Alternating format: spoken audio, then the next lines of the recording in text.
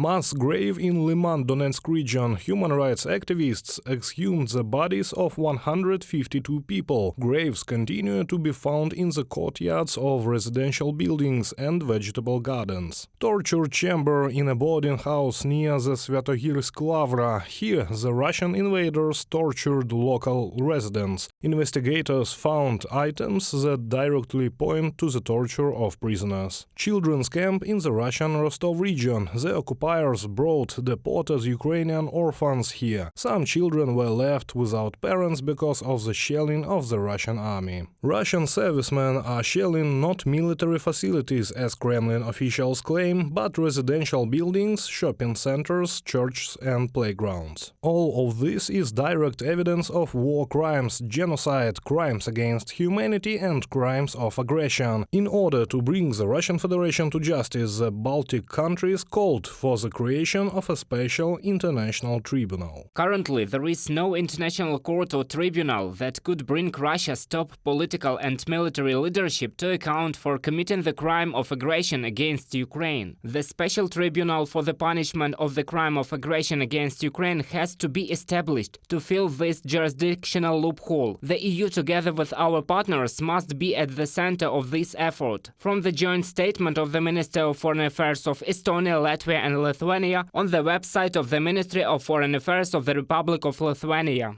The Czech Republic made the same statement in September. A special tribunal is needed because the International Criminal Court can only judge countries that have ratified the Rome Statute for the crime of aggression. Russia is not included in this list. Another way is a resolution of the Security Council of the United Nations. But as long as the Russian Federation is its permanent member, it has the right to block any initiatives. Почему мы вообще говорим о специальном трибунале? Why are we talking about a special military tribunal at all? These issues could be considered within the framework of the International Criminal Court, but in order for these to be considered within the framework of the International Criminal Court, there must be an appropriate resolution of the UN Security Council, where there is Russia, which had the right of veto. The special tribunal for the crime of aggression is needed so that not only those who carry out criminal orders, but also those who give them are held accountable. The court is planned to be established in The Hague by means of an international agreement. Many of Ukraine's partners have already declared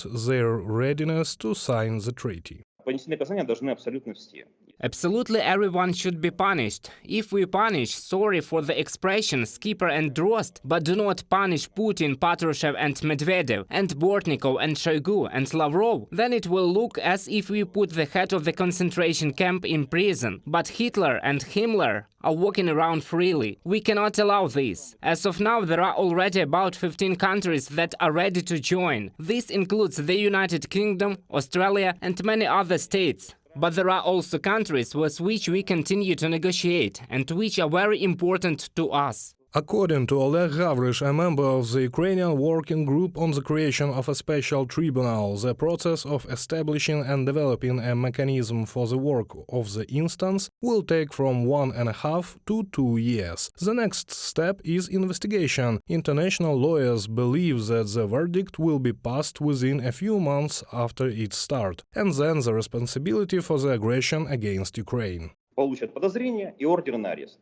They will get suspicion and an arrest warrant. Then, if any of them happens to be in a country that joined the tribunal, and almost all European countries, involving Australia, Canada, Japan, part of the countries of Latin and South America, are supposed to join, they will, in fact, be arrested and taken to The Hague, and the proceedings will begin. Even if the top military and political leadership of the aggressor country will not poke its nose out of Russia, and Putin, Shoigu, Patrushev and others will not handcuffed, thanks to the work of the special tribunal, justice will still prevail, and they will spend the rest of their days in the status of war criminals. Reported by Serhiy Kulas, Valeria Nekipelova, UATV News.